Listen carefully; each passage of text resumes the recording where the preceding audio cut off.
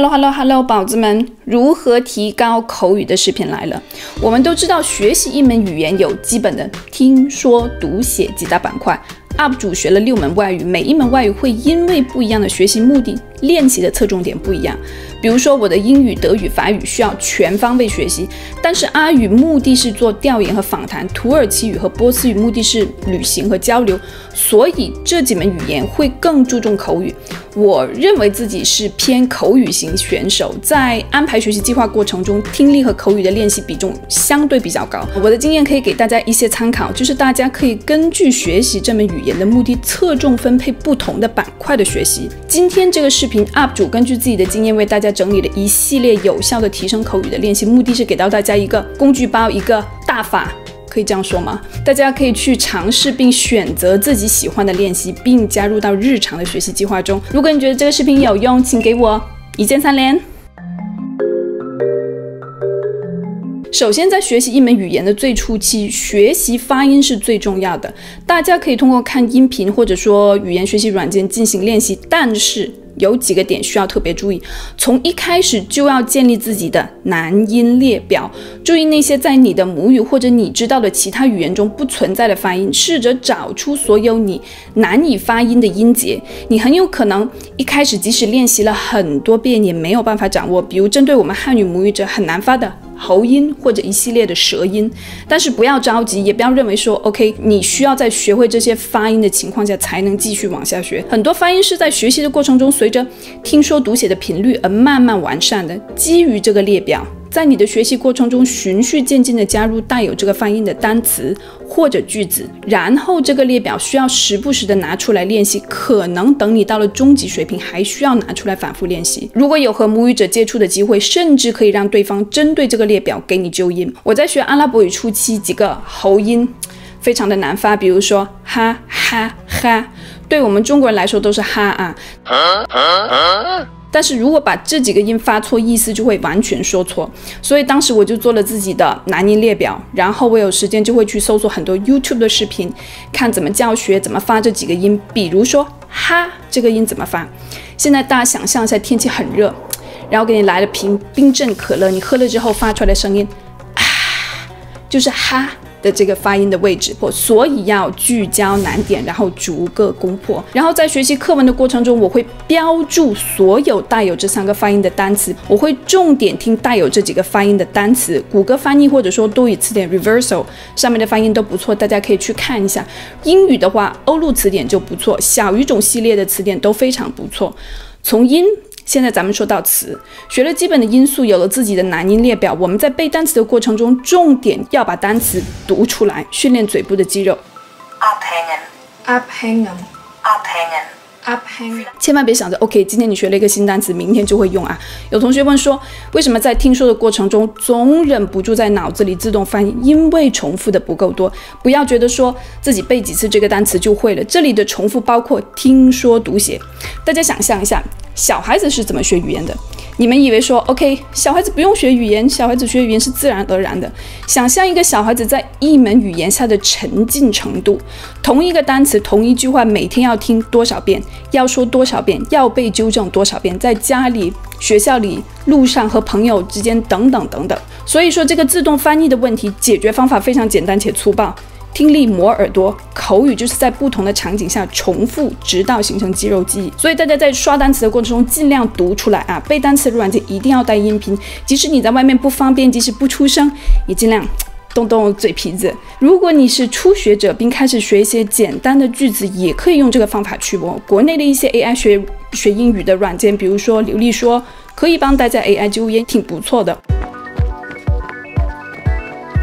当你有了一定的基础，可以开始学习一些对话或者文章。接下来这个方法很重要，影子跟读。这个方法不仅训练口语，还训练听力、单词和语法。这里需要用到我们之前视频提到的精听精读5步法。首先，逐句跟读很重要，然后元素跟读，实在不行可以先慢速跟读，然后元素跟读。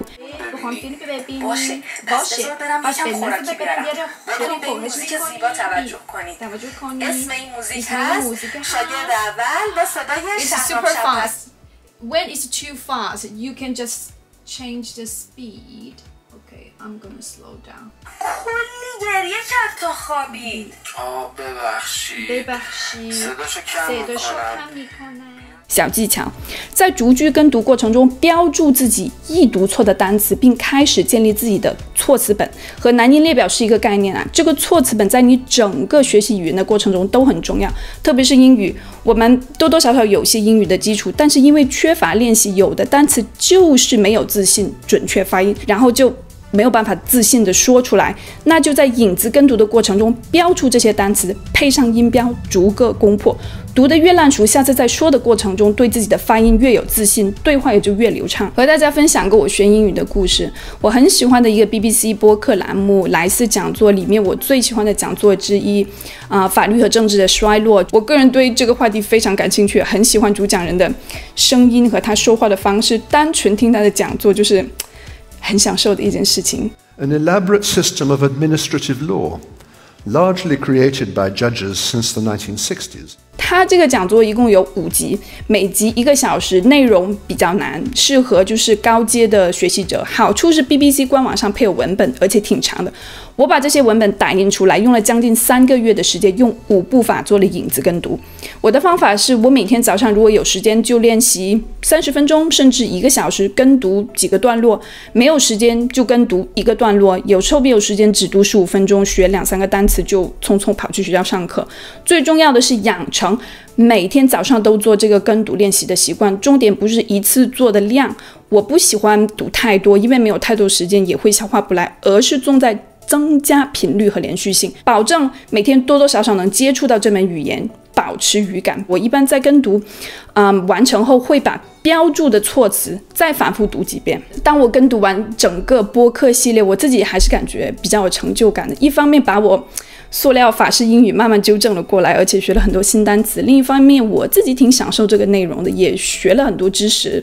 有很多思考，所以选择自己影子跟读的素材很重要。如果你是初学者，可以跟读教材，等到了一个中级水平，我建议开始选择自己感兴趣的、喜欢的话题，这样的话你做练习也是一种享受。除了教材或者带有文本的播客，大家还可以跟读有声书。我当时法语中级跟读的就是《小王子》和加缪的《局外人》，我每天早上读一本，但是把这2本书都给跟读完了。我现在正在跟读德语版的21世纪21堂课，因为里面的很多内容都跟我的研究和日常会和朋友讨论的话题有关，所以非常实用。每日语言系列上有很多适合不同水平的跟读素材，大家选择的标准，我建议如果这个内容能明白50%到60%的话，这样的话可以同时学习很多生词，而且最好选择一个系列或者一个比较长的内容，这样比如持续1个星期都练习这个主题，不用每天花时间再去找另一个主题和素材。还有一个很好的跟读素材就是不同博主的视频啦、vlog 啦、美剧啦，这种类型的素材呢，用来适应母语者正常的说话方式和速度，学习日常的用语和俚语。我的建议是需要平衡正式场景和生活场景的内容，比如我除了跟读那个莱斯讲座之外，我喜欢看健身的视频，我就会看这个英国健身博主的视频。 Feet a little bit further than shoulder width apart. They don't have to be completely narrow and parallel like so. They 有时候学一些健身知识的过程中，顺便跟读1-2个句子而已。我觉得我现在的健身词汇应该还可以。阿拉伯语，我当时除了跟读半岛电视台的纪录片，我还喜欢看一个叙利亚的网红大厨，学了很多大马士革的方言。 也是学习文化的一方面。每次我和我的叙利亚朋友说Chef Omar， 他们都超级惊讶。你们看，还能创造很多话题。这类视频就比较轻松，主要用来磨耳朵，重点是要结合自己的兴趣，这样才能保证学习的动力。有了兴趣就不会觉得说学习语言是很枯燥和被动的一件事情，多读多听就是自然而然的事。小窍门，如果你想跟读一个长视频，可以拆开几天完成，比如说1个星期主要跟一个30分钟的视频，每天精听精读其中的5-6分钟，然后最后一天元素从头到尾再跟读一遍，当做复习。另外说一句如果你选的教材，比如说每一节课非常的长，也可以每天只跟读一部分，分2到3天完成一课，你慢慢就会发现自己越读越顺，越读越快，语感就慢慢的培养起来了。如果想要更进一步的朋友，每次跟读完可以写一个简单的感想，这样就练习刚学的句型和单词，还可以读出来。在口语练习中，这些都会变成你聊天的素材。这个方法呢，比纯粹背诵有效果也有意思，而且是用你自己的话去转述，你自己造句，而不是说死记硬背。我个人不喜欢背课文，因为很扼杀学习语言的兴趣。重点是读自己喜欢的内容和用所学的单词来表达自己的想法。这是一个很神奇的方法，我自己也觉得很神奇。说白了就是自说自话哦。UP 主的普通话真的是听起来有点悬，但是真心有效。我是这个方法的重度使用者，专治那种喜欢自动翻译的毛病，能够真正培养你的外语思维。但是呢，具体的实践还是需要很多技巧的。大家每天早上起来，是不是脑海里都会和自己对话？哎呀，我今天早上吃什么？哎呀，我该穿什么？哎呀，我上班要迟到了，他为什么没有回我信息？今天约的那个朋友几点来的？如果家里有猫猫狗狗的话，是不是也会跟他们说话？这种 small talk 往往用到的都是生活中最核心的词汇，比如说动词吃、穿、看、走。如果你开始尝试用正在学习的外语去想这些事情，甚至说出来，如果你自己在家的话那就大声说出来，那就是有意思啦。这个练习一开始会有难度，而且会遇到很多不懂的词，这个时候马上用手机查词，完成造句，然后把单词一键加入到生词本。Jetzt muss ich die Katze to feed. Wie sagt man to feed auf Deutsch? Okay. Füttern. Okay. Save it. Ich muss die Katze füttern. 因为你是在具体的场景下学的单词，而且每天要想好几次，比如说早上 what I gonna eat for breakfast， 然后到了午餐的时间 what I gonna eat for lunch， 然后还有晚饭和宵夜啊。通过不断的重复，就会把这些词潜移默化的记住，而且还练习了外语思维。有时候我在外面，比如说排队啦、坐公交啦，你以为我在发呆，其实我只是在脑海里自己和自己对话，其实也算是一种发呆了。不会的词马上查，马上学，到了下一个自说自话的水平，就是开始自己给自己添加任务。比如你走在街上看到一个东西，就可以尝试的描述这个东西。你坐地铁看到一个人，你就可以描述这个人或者某件事情，想象。有时候我会自己给自己一个特定的场景或者语言，比如说今天下午我会告诉自己，我只用德语想事情，做镜像对话。明天早上我就只用阿拉伯语想事情。然后就是重点是要给你的这个脑子发信号，然后刻意去练习。这个练习的好处就是你随时随地都可以做，而且现在有了手机更加方便，大家可以直接查发音。如果你是初学者，你不会造长句，甚至可以用外语想个别的单词或者短语，你都是在学习和复习和重复。这个练习的下个阶段可以怎么做？用外语写日记，可以早上或者晚上固定一个时间写你今天干了什么，学了什么，什么感想，练习造句，又把今天随便学的单词给复习了，然后可以用 ChatGPT 改错。下一步，如果想实战，可以通过一些语伴的软件找母语者练习，比如说 HelloTalk 或者说 Tandem。我现在基本上除了法语和英语，每一门语言都会有个固定的学习语伴。我当时学叙利亚方言，就是在我放暑假期间，每天和3个叙利亚语伴线上聊天的成果。大家发现了没有？我以上说的任何一种学习的方法、练习的方法，甚至是说和母语者聊天、闲聊，都是有清晰的计划，以保证学习的频率。这种语伴软件的弊端是，很多时候你可能需要发很多信息才能找到靠谱的。我一般都是很直接，我就会发很多信息说 OK 你好，我是周易，我的母语是汉语，我会流利说什么什么语言，我想要练习阿拉伯语我能够帮助你练习汉语。如果你想要经常一起学习，我们可以打视频或者音频，每次30分钟我们只说汉语，30分钟我们只说阿拉伯语等等，就是非常的直接。但是我每次都能找到认真靠谱的学习伙伴。我当时的阿语伙伴就是一个在中国上学的叙利亚小哥哥，什么时候给大家连线演示一下。我自己也开了 Discord 的社区，现在平台上大概也积累了5000多的成员，大部分都是从我YouTube 频道过来的各个国家的语言学习者，目的就是让不同国家语言学习者交流找语伴。我把链接放到了简介，大家感兴趣的话可以加入我们，但是登录需要一些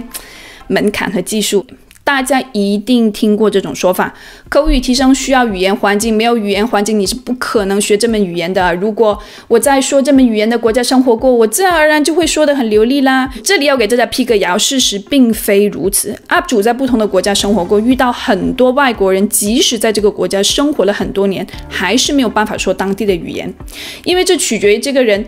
是否有学习这门语言的动力，是否愿意花时间和精力练习，在工作、学习和生活中是否会用到这门语言，是否有母语者的朋友圈，还有性格等等因素。反过来，我也认识很多语言学习者，特别是很多多语言学习者，他们可以在不在目标语言国家生活下的情况下，把一门外语说得非常好，甚至达到母语者水平。这不仅仅是天赋的问题啊，我有很多多语者的朋友，没有谁是不拼的，同志们。首先有动力，有学习热情和决心，你要足够的 obsessed。 然后在我们这个网络时代，有很多素材可以让我们创造一个虚拟的语言环境，我们说 immersion 就是这种沉浸式的学习环境，比如说公开课啦，各种内容的视频啦， vlog 啦，大家还可以跟母语者在线上进行连线和交流。我们需要有这个心理暗示，相信这个事情可能性和可行性，然后下一步才会想着法子去创造这个语言环境，这个虚拟的沉浸的听说环境，去提升自己的口语。今天和大家说的这些方法呢，并不是说一下子马上要全部一起做，大家可以根据自己的水平，在不同的时期侧重不同的练习。比如说初级主攻音和词这个练习，中高级主攻影子跟读加镜像对话，或者说猫狗对话，其他宠物也可以啊。但是偶尔也可以做一些音和词的专项练习。重点是要做计划，要坚持做，养成习惯才能看到成效。我真的是苦口婆心 UP 主。好了，希望今天的视频对大家有帮助，有什么问题欢迎评论留言，喜欢的话记得一键3连，多多支持，么么哒，拜拜。